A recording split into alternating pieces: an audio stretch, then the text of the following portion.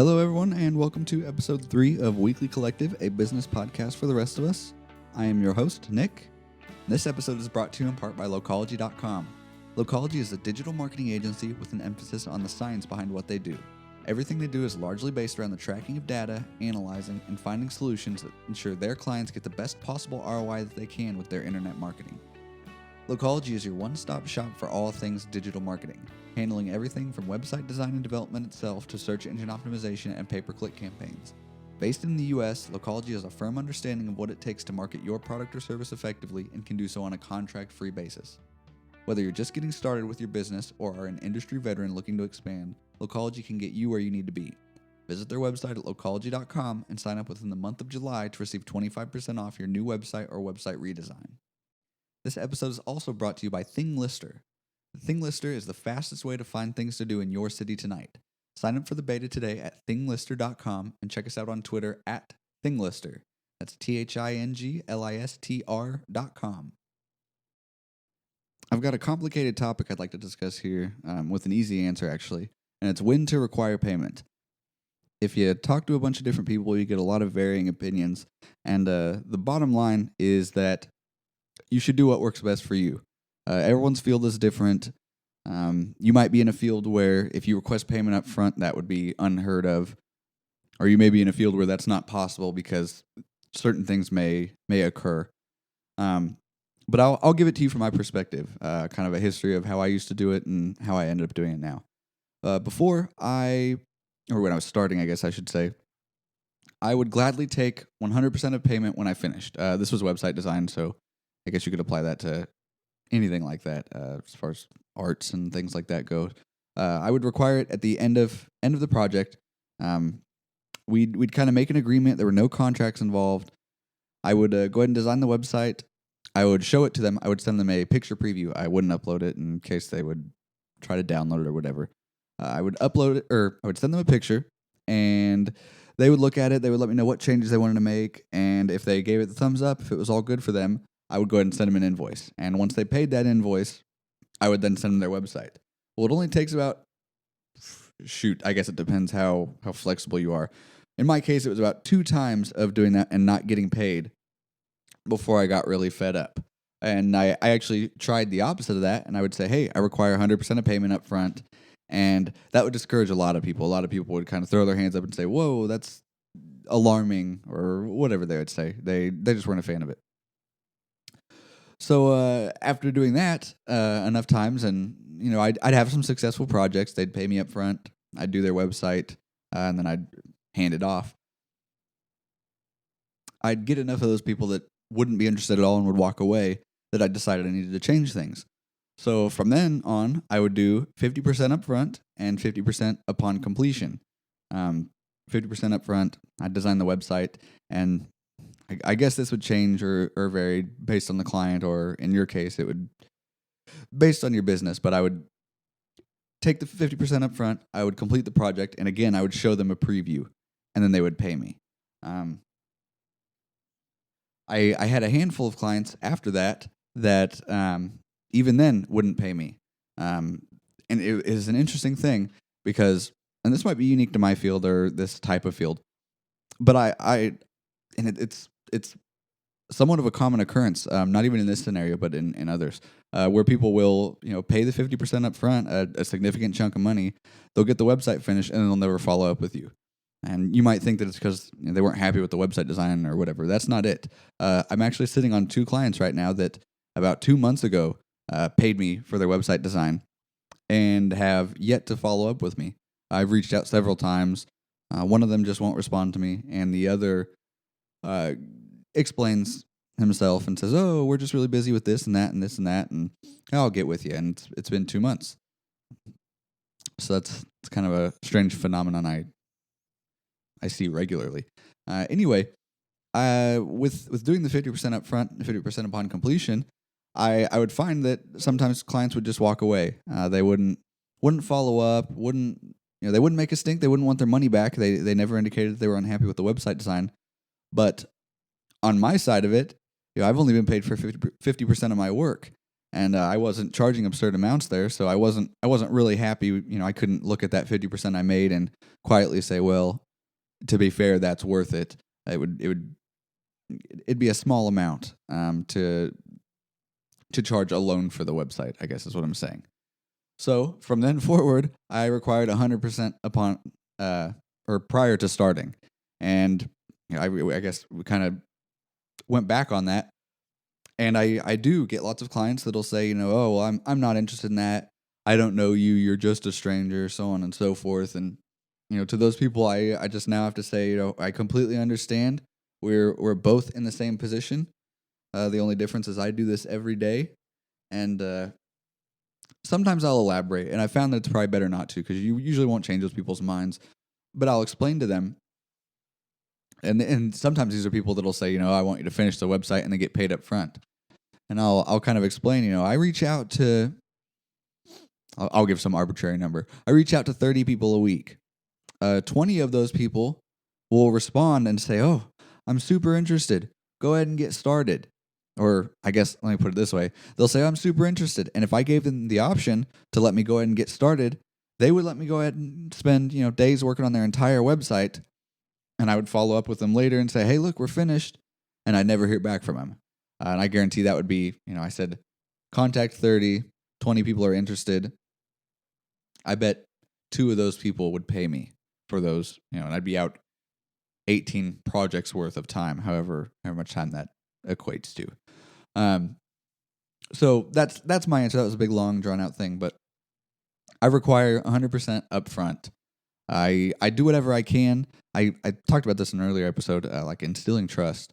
I do what I can to be fully transparent. They can call me on the phone. This is probably a silly thing that I shouldn't do. I'll let them add me on Facebook if they want to show that I'm kind of a real guy. Because if I were in their shoes and I were trying to get somebody to design me a website and like they kind of say they are a stranger on the internet, if they said, hey, add me on Facebook and see if that helps, I would do that in a heartbeat. And if their Facebook looked like mine, thousands of friends and activity every day, and my business name listed under me, things like that, I don't think I would worry at that point. But anyway, it's really up to you as far as what works best in your situation. Lots of factors to consider, but in the end, all you can do is do what makes you the most comfortable operating your business day to day. If you go the route of requiring 50, 100% upfront, expect to have some clients get just outright upset with you and call you a scammer or whatever it is that they'll say. But in the end, you have to do what makes the most sense for you and to earn you money then, or to keep you earning money, or however you justify it. I see something mentioned a lot on Reddit, actually, is people... I don't know how to put it, and I don't want to rag on anyone, because I read a post last night. It was about entrepreneurs. You can find it on there. Somebody said they have a gripe with the word entrepreneur, and while I didn't agree with everything in the thread, people brought up some interesting points that got me thinking on other subjects. But there's a big, and I won't say it's a trend, a big thing in kind of the startup entrepreneur scene is people looking to start a business just for the sake of starting a business. And they'll say, hey, I'm X years old, I have this money to invest, or I don't have any money to invest, but I'm just looking for my next idea. And that's never a thing that I've ever encountered. I kind of fell into the design game organically or naturally, I guess you'd say. Same with the browser-based video games and this podcast.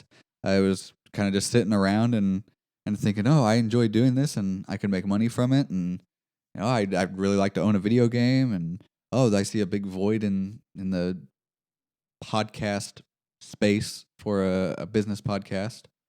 And I kind of built it that way. So I can't exactly relate to people that say, I need the next idea. But I guess that's the mindset of a lot of people, just knowing that they want to start a business and trying to figure out how to go about doing that. Some people get really down on people who have this approach to business because they feel like I don't know, it's saturating, oversaturating, or devaluing the business scene or whatever it might be. I don't know how to word that exactly, but they're just upset in general that somebody's trying to do this or trying to take away something potentially from them that doesn't really have a passion for it. Um, I won't speak on that because I'm sure there's been, just copious amounts of entrepreneurs that have been successful that way, that have just known that they want to start a business and want to make money. Um, but the advice I can give in this is find something you are passionate about. It which is hard to do if you're just looking for the next good idea. But if you're not passionate about something, you'll burn yourself out so quickly. And I don't feel like you'll give the attention that it deserves, or the effort, and not just like physical effort, but mental effort, making the absolute best product you can. I reference Steve Jobs a lot or whatever, but I think he said, like the Macintosh or whatever was the computer they wanted to use, and that's kind of been my approach to things. This podcast right here, I said it in the first episode. This is the podcast that I wanted to listen to, and it didn't exist. Same with the video games. Not so much with the website design. There's no use in fooling myself and thinking that I'm offering something that thousands of people aren't. But as far as my other projects, and I've got other passion projects I'm working on that I don't exactly anticipate blowing up, but I enjoy them, and because it's something I'm really interested in and passionate about, not only will I make the best product I possibly can, but I'll never get bored doing it. I don't dread recording this podcast or talking to clients or working on a video game or anything like that. They're all things I enjoy that really, the quote is something like, and I'll butcher this, do something you love and you'll never work a day in your life. And that's really the case. I never sit down at the computer to work on a website design, and well, that's not true. I won't lie like that, but 99% of the time when I'm sitting down at the computer to work on a website design, it's a casual hobby feeling for me. It's slightly unique because I can do it from my computer and in my home office, and I can watch Netflix on the TV or listen to music or whatever it might be. I can get up and walk the dog at a moment's notice. But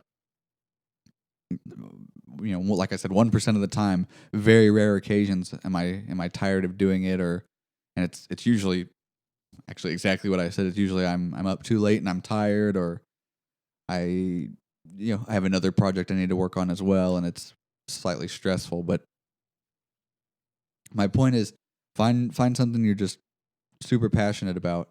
If you're kind of working with that mindset of, I just want to start a business, I don't care what it does. I have a note here, and I had a big spiel for it, but I've since forgot it. And it just says, follow your passion, but if business is your passion, ... And I think that could work to your advantage. This is me to a certain extent, probably not like I'm talking about here actually, but I like the idea of business in general. I like marketing, advertising. I like all that. I like selling. It's somewhat of a game to me, especially talking with website design clients. Closing that sale it feels very much like a game to me.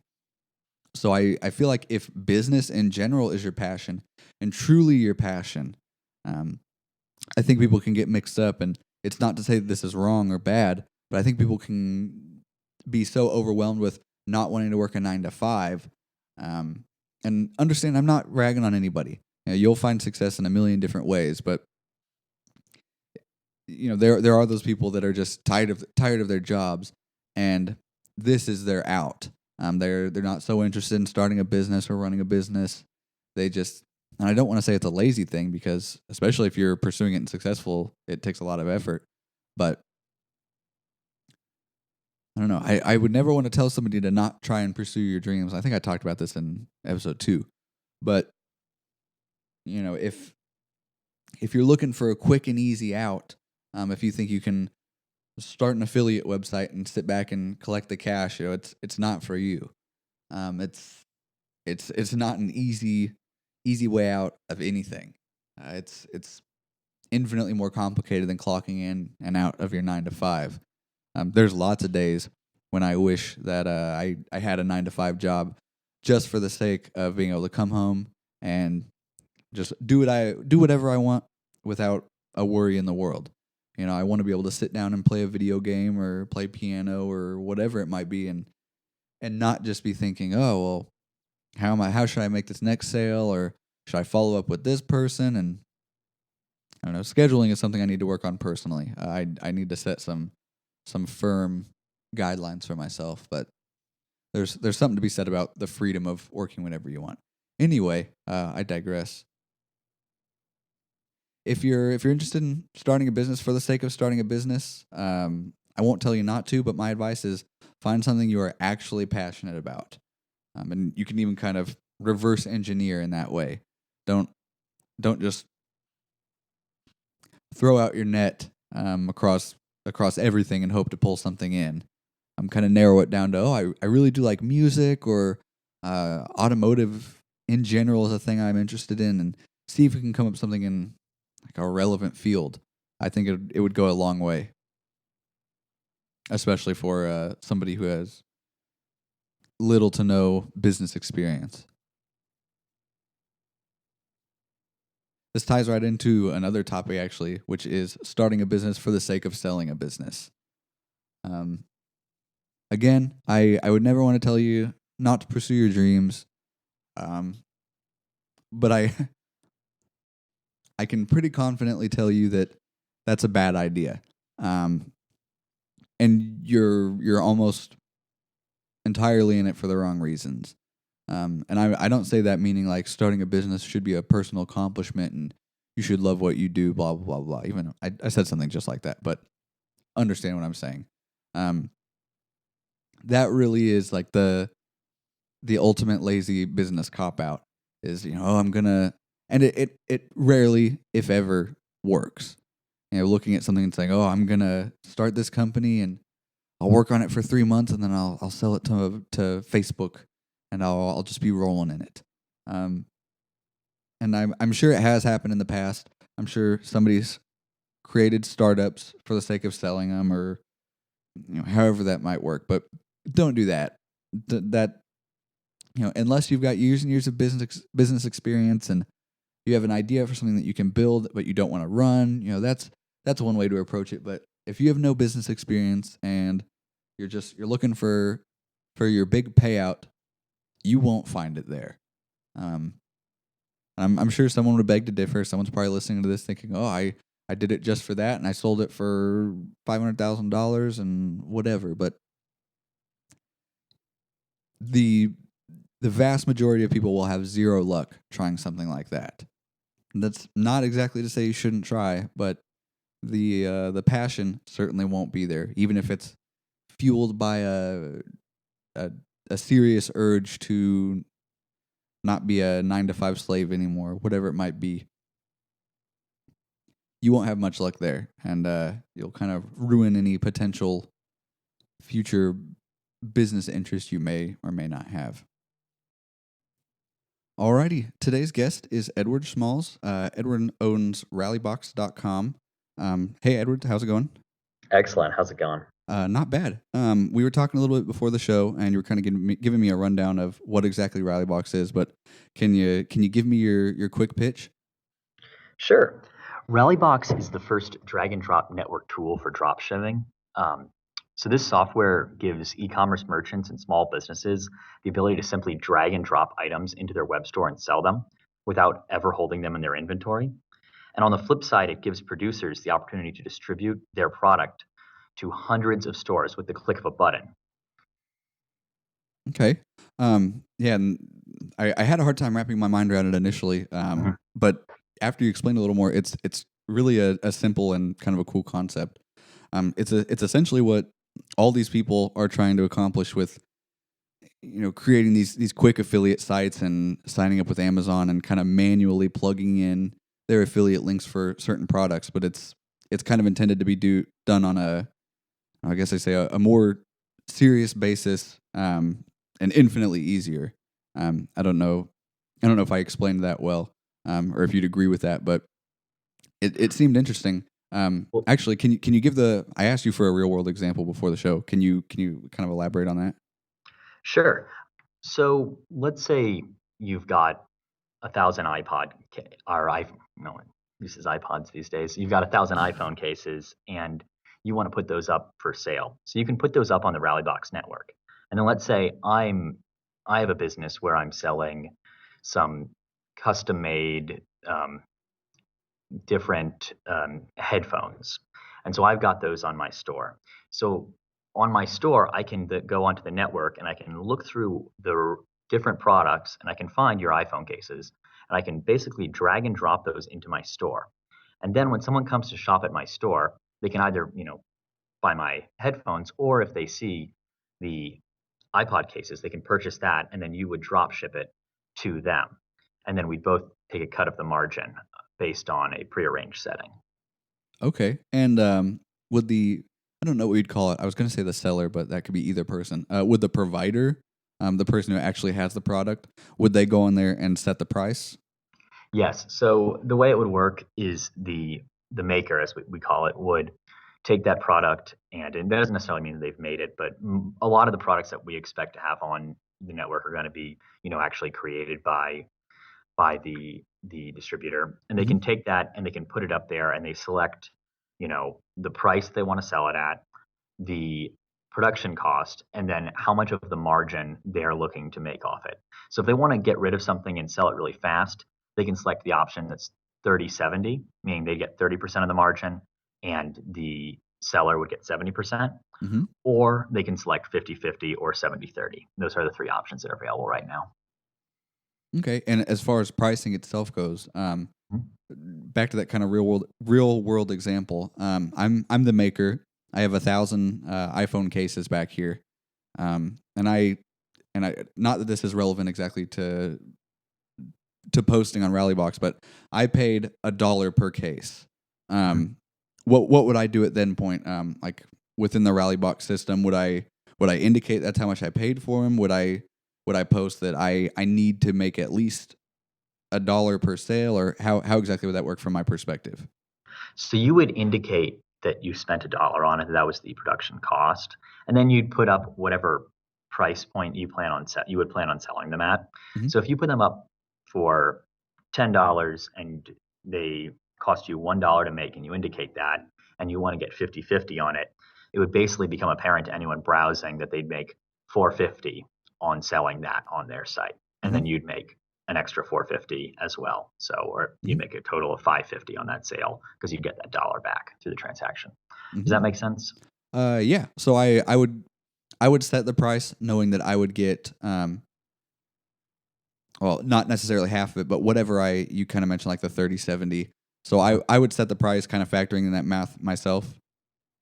So, no, so you would set the price, the initial price, based on what the production cost is. Hmm. So, if you did buy it for $1 or you bought it for $10, you would want to set that as your price.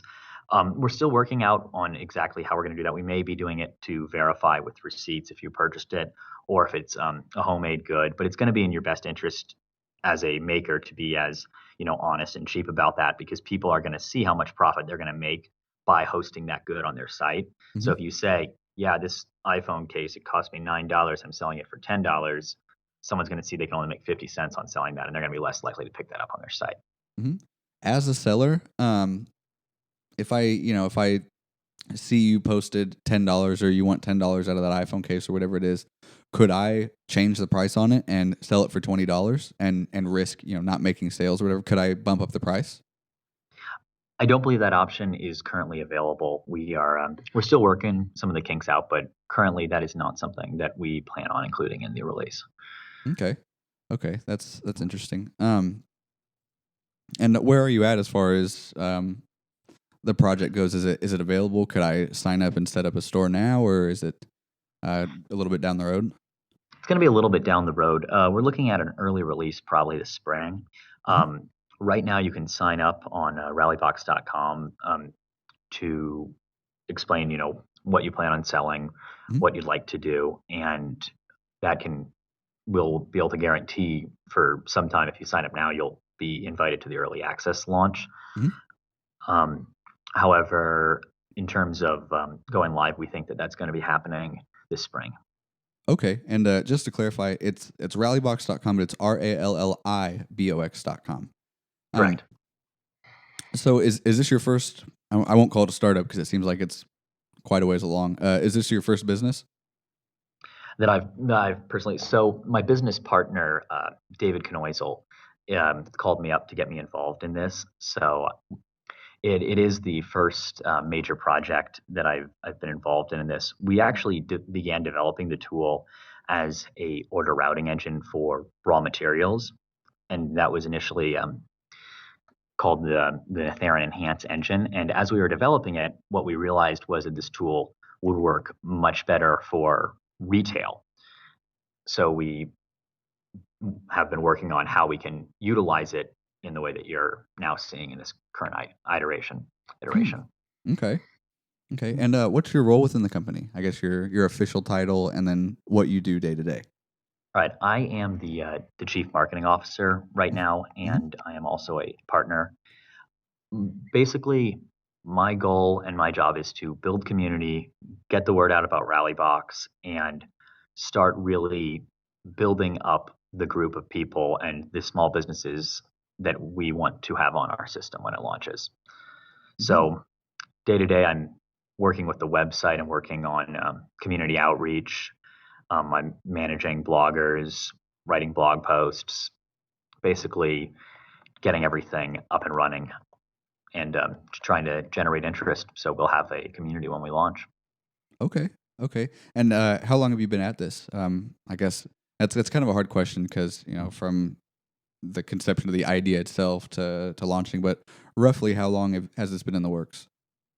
Well, David contacted me last summer, and we started working on the order routing engine for raw materials. But in January, we took a business pivot and decided to create what you now know as Rallybox.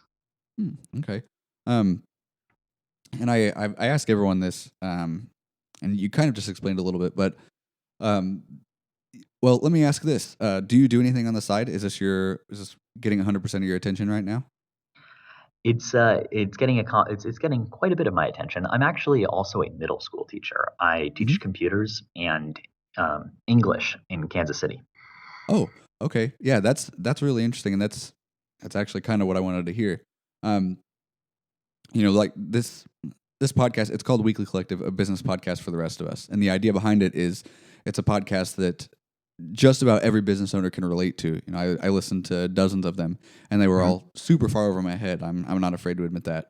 It just there's nothing I could take away from it. So it's I don't know, I guess we got lucky there, um, because what we're looking for is real world people starting a business, and you definitely fit into that category. Working on this kind of in your spare time, or not necessarily your spare time, but the other portion of your time not spent teaching. Um, do you think that this will, in the near future, take 100% of your time? I guess you could say. I do believe that looks where to be where it's going after this next year of teaching. If all goes well with Rallybox, I will probably transition to working full time on Rallybox. But Okay. Hmm. if not, or even if the option still remains, I love teaching. It's a lot of fun teaching kids about computers. So it's yeah, it's got a couple of different passions here that I'm working on and involved in. Hmm. Okay. What kind of a staff do you have? Is it just yourself and your business partner for now? No, actually, we have we have a our overall partnership. So the company that we created initially, Ethereum Enterprises, um, that business partnership includes actually my business partner David. His father is um, Ron Knoisel. He's the CTO, and he's um, pretty big time programmer out in Colorado. Hmm. And there's a few other people involved there. On my end, I have been working mostly with contractors, but it's been really great because a lot of people that I know have been very interested in getting involved in this project and working, and we've been able to set up. So we kind of have a working sales team of about depending on who's interested and available for contracting, 4 to 5 people overall, and they're doing different things like writing blog posts, making social media copy, developing, outreaching to community, going to networking events. We're planning on launching a little video blog also coming up in mid August, or excuse me, in toward the end of July. So Okay. Rallybox, it seems like it's kind of its own platform. Will I be able to set up a nixstore.rallybox.com, or is it kind of a tool for other platforms? so there will definitely. Now that's kind of a technical question that I may have to verify with Neil, but I know for sure you will be able to set up a Rallybox store using the Rallybox website Hmm. web store builder. That'll Hmm. be definitely an option. If you don't have a store, you can set up a Rallybox store. Hmm. But also, we are entirely hoping and planning to have it set up so you can use it with your existing store, whatever platform you're using for that. Okay. So. So in a perfect world at launch, I'll be able to switch my existing WordPress store over to, with it, I guess not switch over, but include a Rallybox plugin that kind of integrates naturally. Yeah, we really want to make it as seamless and easy to use.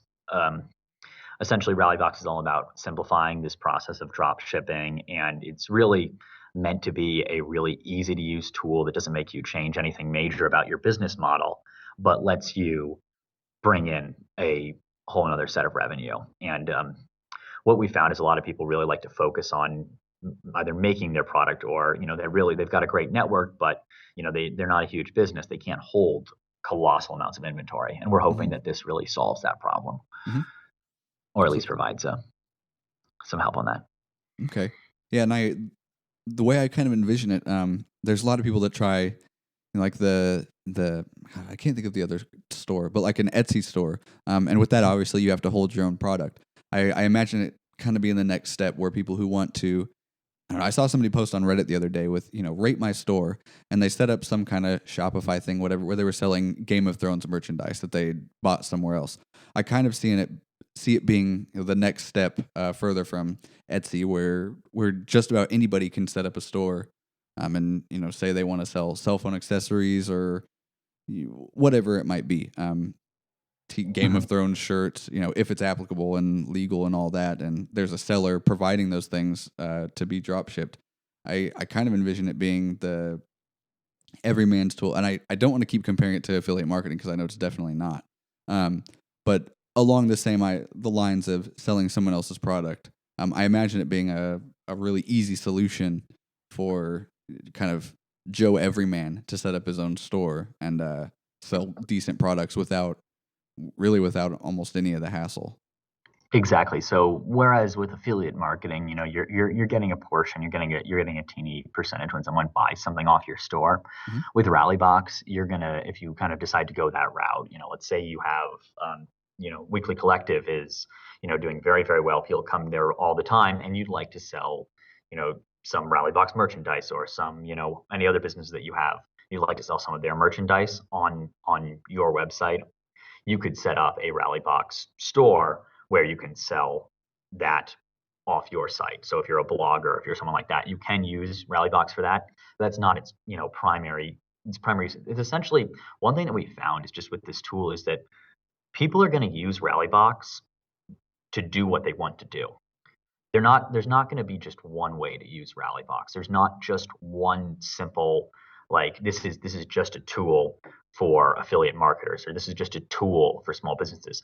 Rallybox is essentially, it's a tool that can be used by anyone who wants to sell something online. It can either help them distribute it all over, or it can help them, again, literally sell something without ever holding it, and just like you've been describing. Hmm. Okay. And I think I already know the answer to this, but will there be any kind of mass rally box store? No. I don't know. What's that? No, there will not be a Rallybox store. You won't be able to get on Rallybox to buy Rally. I mean, we might have at some point. We might just make a store that sells Rallybox T-shirts or something, and then put that Hmm. onto the network so people can pull that onto their stuff. But Right. you will never be able to go to Rallybox will not be Amazon.com. It won't be eBay, and it's It won't be Etsy. It Hmm. will always be something that people are using with their store, their Hmm. site. So it's always on their thing. We don't plan to take the spotlight. We just want to give people the tools to let them, be featured, have their business be the front of everything. Okay. Okay. Was that the answer you were expecting? Well, yeah, yeah. I was just curious, if there was going to be anything like that. Okay. How will Rallybox work with people? I guess in other countries. Is that going to be an option? Is it going to be stuck to one area for now, or are you going to make it an option for sellers to, kind of drop ship in other places or makers? I guess because I ask that because if you hop on Amazon and look up, I keep going back to this, but look up cell phone cases, you'll find 99-cent cell phone cases, and it's because they're mass produced in China. I Mhm. guarantee. Well, I won't say I guarantee, but I imagine a huge portion of the makers that try to take advantage of Rallybox will be in other countries. Is that going to be an option for them? That's still in development. So I, you know, I expect, as we expand and as we get it running, that will be an option. It's really going to depend on the interest we have and the people we have signed up at launch. Mm-hmm. So if when we, get around the launch date and we're looking at, okay, you know, 2,000 people in China have signed up and want to use this, well, we're certainly not going to let that be available. Excuse me, I said that completely wrong. We're certainly not going to prohibit, 2,000 people who want to use our software from using it. Mm-hmm. Um, However, if it looks like, as we near launch, we've got a couple 100,000 people, or that's a huge overestimate. We've got, a large portion of people in America who, want to use it in, the continental area there, because the order routing, it would make most sense to limit it to just the place where we have people signed up, essentially, Mm-hmm. and what we can provide. So if there's like one person in France who wants to use it, it's not going to make a lot of sense for him to be, or her to be, drop shipping things from San Francisco to his customers in Paris. Mm-hmm. So yeah, basically what I'm saying is it's all going to kind of rely on the amount of people we have signed up at that time, and how the development course continues up until launch. Mm-hmm. Okay. And what kind of a cut will Rallybox take per sale? So Rallybox will be taking a 3% cut on the transaction, so on the margin. Mm-hmm. So that's actually, the way I understand it, is a much smaller cut than Amazon and eBay take, and it's going to be essentially taking off the whole thing. So let's say we go back to those iPhone cases, $1, sell it for $10, and it's $9 margin. Well, then Rallybox would take 3% off that $9, and then the rest would be split. Mm-hmm. Okay. Yeah, that was going to be my next question. I was going to see how it compared to Amazon and eBay. Because if you can be competitive there, I could see it being really really enticing for makers, as you call them, to try to take advantage of Rallybox as opposed to Amazon, where they might. I don't know. I should have looked into the numbers to see exactly who makes what where. But if you I know, had them really handy like an hour and a half ago, and I just don't know where I put it. I remember that our deal was better, and I'm sure when David listens to this podcast, he will immediately text message me, it's this much. But I remember it being substantially different. Mhm. And that's, yeah. The idea is that we want this to achieve enough adoption. We want to achieve this enough people are using this, that in order for it to be profitable for ourselves, what we want to see is return customers. We want to see people using this software to make money. Mhm. So Mhm. we're not in this to take a large chunk off the top. We want to see a lot of transactions. We want to see a lot of people selling and buying with Mhm. Rallybox, Mhm. and then obviously we'll profit. Will you be doing any sort of? I'm not sure what you'd call it. I was going to say screening. That doesn't sound right.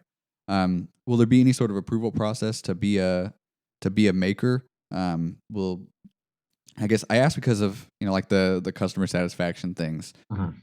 If somebody gets on there and with their iPhone cases, sells just garbage cases, cheap cases that break or anything like that, will there be any kind of, I won't say insurance because I know that's a whole nother game, refunds and all that, but will there be any sort of approval process, or, will people eventually, obviously for doing wrong, but will people get banned from being a maker on Rally Box? Is that something, three strikes you're out? Is that something you've considered? Yeah, we've been looking into that, and we've got a couple different models we're considering utilizing for that. Most likely, there'll be some degree of a verification process, and then probation issues if people are if someone doesn't ship, for instance, they're probably blacklisted immediately Mm-hmm. for that. And because the transaction and the money will be handled via Rallybox, Mm-hmm. in that sense, we'll be able to provide a refund, but that person would have to make sure they compensated and they fixed it. So we'd have a whole system like that we're working on developing. We're also planning on having it be possible to quality check things yourself if you'd like to. So Mm-hmm. let's say I'm going on the network and I want to. One of our first customers was a hot sauce business, Frank Ross of F.A. Nino's, and let's say he wants to sell someone else's sauce on his site. Well, Frank is a hot sauce connoisseur, right? He doesn't, mess around with any of the basic stuff. So he would like to probably order from that person first, get an order, get one, thing, taste it himself, and say, okay, I'd like to put that onto my site. Now, is everybody going to want to do that? Probably not. But a lot of our very serious small businesses are going to want to do that to make sure that they maintain their brand. Mm-hmm. Mm-hmm. And here's something that just popped into my mind. How would rebranding be an option? Something like that. I noticed somebody mentioned that. I was reading another thread on Reddit where they wanted to buy all this product from, I think it was like Alibaba or something. Smack their own label on it and sell it as their own product. Would that be an option, or is that something you guys might look into? If I want to sell these cell phone cases, but I want them to be Nick branded.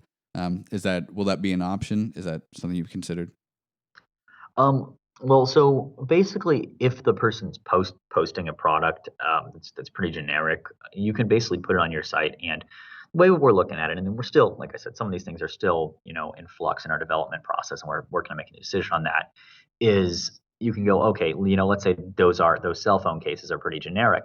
You can sell those right along your stuff, and then someone can basically, as far as the customer knows, they don't necessarily need to know that you didn't hold those in inventory. Mm-hmm. If you want to really rebrand something, though, like if you want to put your logo on it, right now it's probably going to make more sense to, or actually order that holding your inventory, stamp that logo on. But Mm-hmm. that is something in the future we might consider, getting set up. And I think that's probably the sort of thing that we'll have to kind of continue to gauge interest as our market research continues. Mm-hmm. Yeah, I could see that being a huge appeal for people. Even not necessarily with a stamp, but making it known to potential makers that if you're producing this product yourself, leaving it I don't know what you'd call it, not like unpackaged, but label free or whatever. Nondescript. I don't know what you'd call that. Just a plain white case in a sealed bag with no label on it or anything. I could see that being an appeal. If I was opening a store, I guess you could look at it like there's two types of, I don't know, drop shipping. I don't know what you'd call it. I keep going back to affiliate, but it's not. If I want to sell somebody else's products, I'd do it in two ways. One, I would be, the equivalent of like a retailer, and I would sell OtterBox and whatever. The other side of it is if I wanted to start my own brand, my own branding. I could see that being a real big appeal if, not necessarily with stamping or having them slap labels on it with my name on it, but just kind of letting them know like, hey, if you make the packaging nondescript or label free or whatever, you qualify for this, or you'll be, mentioned in this way. I don't know. I could see it being. I don't know. I'm not articulating myself well, but I think I'm getting what you're putting down a little bit, though. Yeah, I think that actually will probably begin to occur pretty organically as people get onto the network. Mhm. Just because you can put things up generically, and if I'm looking through the listings on Rallybox and looking for something, and I see this generic listing, no logo iPhone cases, or these no logo things, and I look at this and they got good ratings, and I start selling them on my store as basically as though they were my own, and people they know that things they come to. Edward, retailedcom and buy from, these are good products. These are, and I'm not actually holding these products, but I've, gone and I've chosen these generic ones. And if something happens that I can, get that branding on them, that could, yeah, we could definitely do what we can to enable people to do that as we get closer. That's Mhm. one of those things that we really have to kind of totally, see that market is there before we add that facet. But it's definitely not outside the realm of possibility. Okay. And this kind of steers away from Rallybox. It's more about you personally. But Sure. you mentioned you were approached to get involved with this. Before you were approached, was business a thing you were interested in, or was it kind of done in reverse, where somebody mentioned it to you and you thought, oh, I could get into that? Yeah, I was a lot more interested in kind of the development side of things. I majored in computer science, and like I love programming and I love that idea. And I, obviously like teach kids. So I really was planning. I'm in a master's program right now, but I was really planning on after this master's program, maybe going into an education technology startup, maybe going into business and building some software in that side. But when David talked to me about this, I got really excited and I realized that actually I marketing is fascinating and it's just this entire new world and getting this product out there. And it's been a steep learning curve, but I feel like I've learned an incredible amount, and I feel very qualified to continue handling and building this Hmm. stuff up. Hmm. But Okay. but going into it, I'm gonna be completely honest. I was approached and I was like, hey, this is something I haven't really thought about doing, but that actually seems like something that I'd be good at, and I'd like to try it. Okay. And since you've been working on it, and this doesn't have to be a totally serious answer, it doesn't have to be super well thought out. But since working with Rallybox, have you had any other business ideas or things that have crossed your mind that you thought, either a year down the line or 5 or 10 years or whatever, at some point in your life, I'd like to pursue this idea, or has anything come up like that, or have you kind of just focused entirely on Rallybox?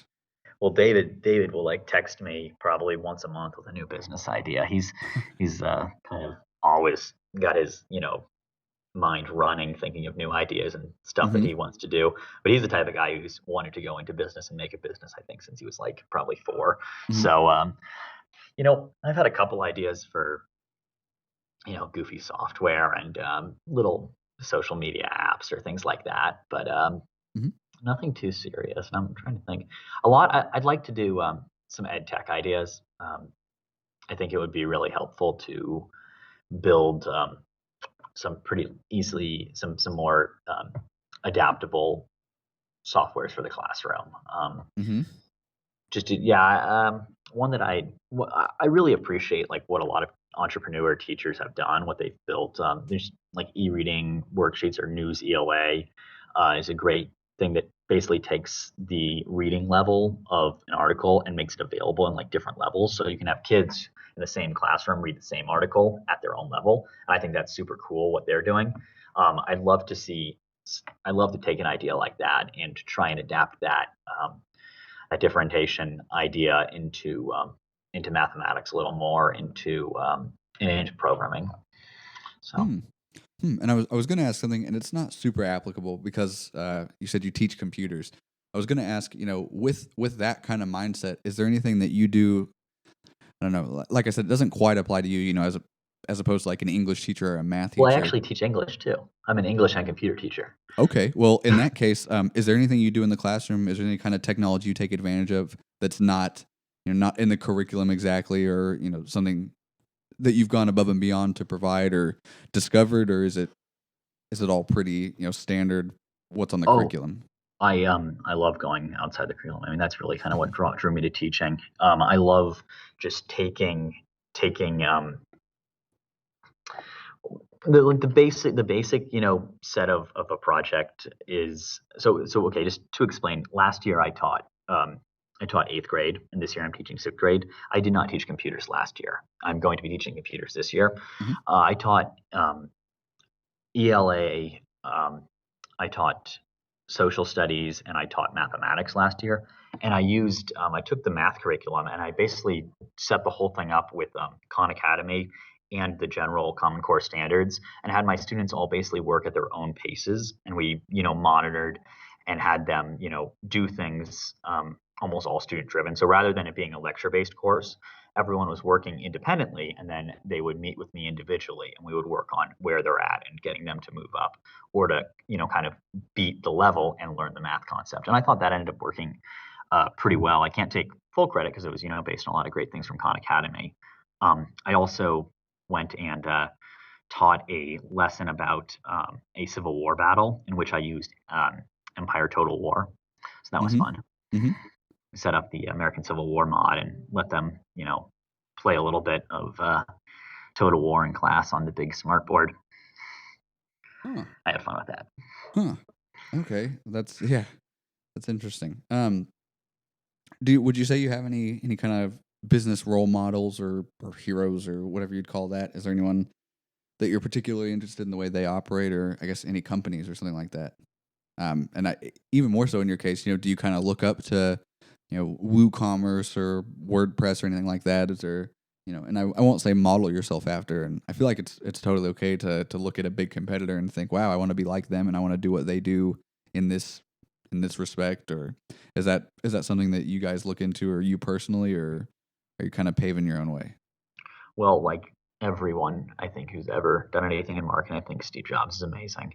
But David specifically kind of introduced me to, so I can't take full credit for having this, I guess, like business. I want to call it a business crush, but I don't think that's the right way to say it. Like, wow, that's like a good, like, wow, that's such a cool business idea. I want to be like that. I love how they've innovated. But it's just Airbnb.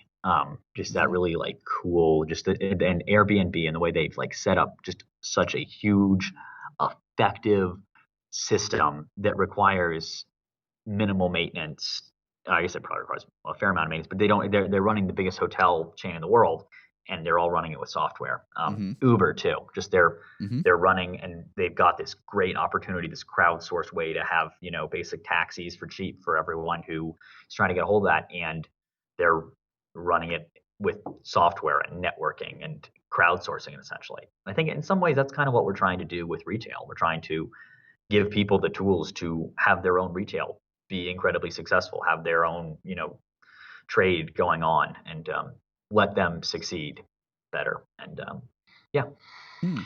Yeah, that's an interesting comparison, because I'd say that's super appropriate with both of those. It's I don't know if you'd call it the same concept, but it's very similar in that you're like you just explained. You're giving them the tools without you or them having to hold any product themselves. You are, I won't say you act as Amazon or anything like that, but you're I don't know how to describe that without sounding like I'm kind of devaluing what you do, but you're giving these people all these tools with all this potentially millions of pieces of product or whatever, and you don't have to touch any of it. It's it's kind of all virtual, like you said, done with software. Mhm. That's really interesting. Yeah, I would yeah, that's that's an interesting comparison. Okay. Awesome. Yeah, I think we're about to wrap it up here. Um, Excellent. where can we find you? You can email me at edward@rallybox.com, Mhm. or you can go to rallybox.com to find me, or you can follow me on LinkedIn or Facebook, Okay, which and is it's again Rallybox RALLIBOX.com. exactly.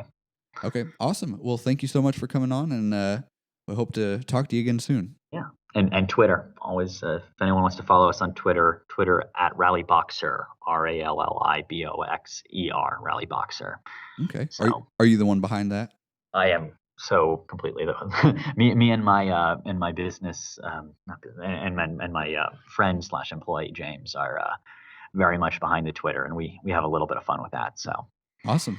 Okay, cool. All right. Well, thank you so much for coming on. mhm. Awesome. Thank you. All right, everybody. It looks like that does it for episode 3 of Weekly Collective. As always, feel free to check us out online at weeklycollective.com. We're also at youtube.com/weeklycollective or Weekly Collective on iTunes. Feel free to leave a comment or contact us any way you can, email or Twitter. Let us know what you thought. If you have any topic suggestions or guest suggestions, we'd love to hear them. This week's challenge will be to cold contact at least 5 people within the next week. So if you want to do one a day, if you want to go ahead and cram them into one day, depending on what you do, obviously cater it a little bit. But if you're a contractor of any sort, either send out 5 cold emails, contact someone via Facebook swap and shop group, or via their websites to try to pitch your services, whatever it might be. Obviously it'll vary based on what you do. If you're starting a product, you maybe reach out to people on Reddit or again Facebook. Just find the most appropriate avenue and get your business's name or your product or service or idea or whatever in front of 5 new people and see if it works out. Again, I want to thank you guys all for listening, and I will talk to you next week.